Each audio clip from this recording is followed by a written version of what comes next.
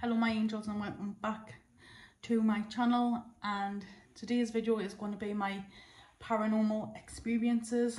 I'm just going to start off apologising for any muffling sounds that you can hear. It is not in my house, it's from the beauty shop downstairs. So first off, these are my experiences in I do believe there's something after death. That I do believe in your spirits and stuff like that. So my first ghostly experience that I had was I was actually on work placement. I was 14 at the time, and obviously if you're new in the UK, secondary schools do send you off to work in a work placement to obviously have that little experience before you finish school or off to college and stuff like that. So I ended up went to going into a care home, and by law you like under 18 you couldn't like help serve dinners or stuff like that, because obviously the companies weren't being insured. So I was working with the domestic. So I was with the domestic, and we went into a room, which it was a hot summer's day, right? And I had my hair in a nice high ponytail away my face. I didn't have a fringe back then, so my hair was sleeked up in a high ponytail, sorry, and I was busy hoovering up. Thought nothing of it. The room started getting icy cold, and I thought, oh, is it just like smoke, like a cold breeze coming through? It was red hot. It was no wind or anything that day. So I started hoovering up and thought nothing of the cold spots, and I took the hoover out the room and getting the duster and the room spray, like an air freshener and the disinfectant, and I went back into the room, and I was going towards this resident's drawers with a mirror. So I was just minding my own business, and I just happened to look up and looked in the mirror, and what I seen was my ponytail, like someone was pulling on my ponytail. I just I quickly looked back, thinking there was somebody behind us. There was no one at all. And the next thing I knew, I was hearing footsteps in the room. The domestic who I was with, she was actually cleaning the bathroom next door, and she was just on her hands and knees, basically making sure the area was disinfected and clean. And obviously I went to the girl who I was paired up with. I went, have you just went into the room that was dusting and that? She went, you know, Sam, I've been in here, I've been on my hands and knees, literally cleaning up. And I was like, right. So I went back in, and I thought nothing of it really. I thought it needs to be clean, so I just quickly cleaned up and everything. And it happened again. I was just standing still, and I knew no one was in that room. I was hearing footsteps and like a hand going down my back, and it was absolutely freezing cold. And I was like, nope. So I just went out of there. So that was that story. Bearing in mind, the story I'm going to tell you next was in the same care home and the same week.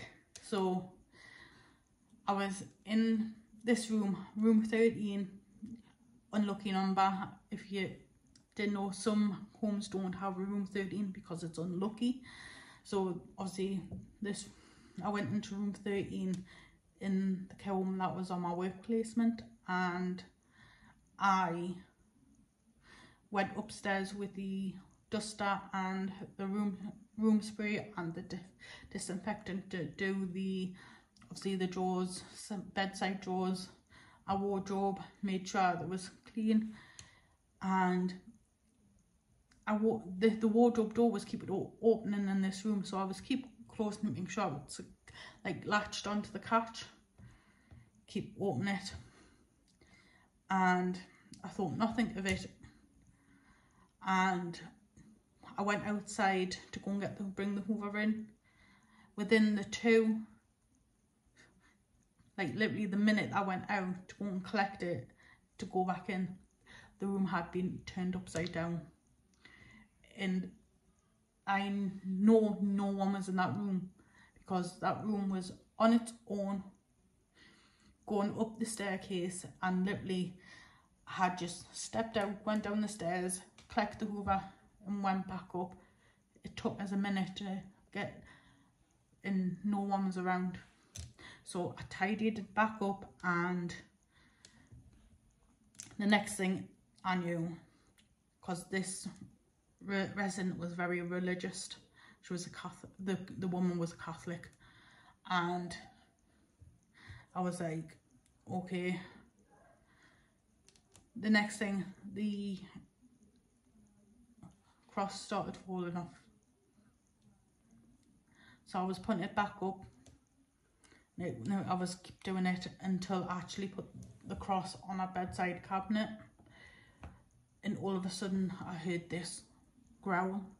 But it sounded like it was outside, because it was like the way the thingy was built.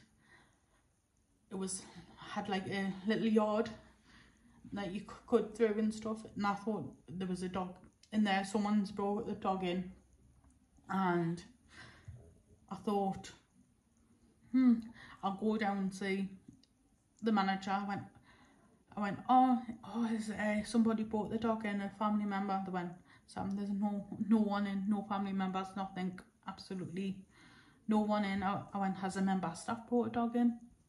Nothing. So I was like, okay, bit weird. So I went back up to the room. The cross had moved where I left it on the bedside table. It was literally on the floor with all the religious things. So obviously there was a member of staff that was there who was training to be a psychic medium. She was already gifted, and she obviously she got like told that something was going on, and obviously she was like, Sam, I don't want you going in there because there's something going on in that room that's not liking you. And I was like, okay. So obviously after that, that was it. That's what happened on my work placement. So, and that was probably about 15 years ago that happened. So the next story I'm going to tell you, I worked in this care home, and I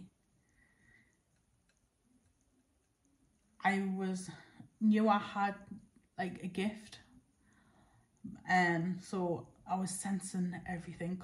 I'm a like, I wouldn't say a clairvoyant, but I can sense things and stuff like that. So when I was actually on my first experience first time working in a care home, I went, like, I was actually getting paid. I was over the age of 18. I was actually covering for a night shift for a few weeks, and the history behind the care home was it was a unmarried mother's home in the late 60s, early 70s. So that was the history back then. So it had a lot of history. So I was on night shift, and I was hoovering up. Obviously, I was hoovering up and mopping up the lounge area, and I just looked up towards the window and seen my reflection, and then two little kids. Knowing that it's an old retirement, like, care home, I just looked up and looked in the reflection. I was like, am I saying these right? Thinking me being tired and that, but I left it at that. The next thing, done this, I went home, went to sleep, went back to the night shift again, and same thing happened again. And I just turned my head just towards the chairs where I had seen these children. Nothing there. And I was like, right. And then obviously I had talking to my senior on shift, and she was like, I didn't know, at this time I didn't know about the history. She was like, oh, Sam, it used to be an unmarried mother's home in the late 60s and early 70s. And I was like, you what? And I was like, oh my God. And now I can understand why I was seeing like the reflections of children in the window. And every time I was turning my head, they weren't there. So I went back. This is when I went back onto day shift, and I was still having some experiences as well. I think I was walking along the corridor, and I was hearing footsteps, and who I was paired up with the girl was absolutely terrified. She's saying, I can hear footsteps behind with Sam, and I wasn't faced by it because I knew I had experienced it before. So that happened. So that was me. Another story that I've got. This was personally what happened to me. I think I was around about 10, I would say, and I had this dream that I met this person. Didn't know who she was. I didn't know who she was, if she was related to us. Never met the woman in my life. So when I explained it to my family members, they was like, I see she had a handful of pearls, and they were like, wait there. So they got the family album out, and I pointed. She went, the tellers, point out who do you think it was, and I pointed to my grandma's Auntie Mary, and her husband sadly had passed away and promised her a pearl necklace. So that's explaining why I had seen the woman with a pearl necklace in her hand, because it was a wish that she had a pearl necklace. And I was like, wow, never had a dream like that someone's actually came into my dream since then. But I've been getting like loads of different dreams. Like, I've dreamt of something happened to me, and it actually has happened. Like, it was like it's like deja vu. like done it before it actually happened, so it was absolutely weird because I said whatever I said it word for word in my dream, in the dream that I was these dreams I was having. So the next thing, I started obviously looking into what was happening, but I have a weird, I don't say it's weird, but I do see people's auras. So if I'm staring at somebody and someone's like, oh, she's giving us a dirty look, I'm explaining like, no, I'm seeing your aura. And they were like, can you see people's aura? I was like, yeah. And a lot of people misjudge me for that, because obviously I just look at them and obviously stare, which is probably the worst thing ever. But obviously I see people's auras. It's not all the time. Sometimes it happens. It depends if I'm, for some strange reason, it just pops up. I can't really explain it anyways. And when I came to look at it, it was the saying it was a bit of a clairvoyant that I had researched. So yeah, a bit of a clairvoyant, a little bit. But these are my stories, and if you like any of my videos, if you've got any ghost stories that you would love to share, write in the comments. And yeah, so don't forget to hit that subscribe button and the bell to be notified, and give this video a like if you like any videos like this. And until next time, bye angels.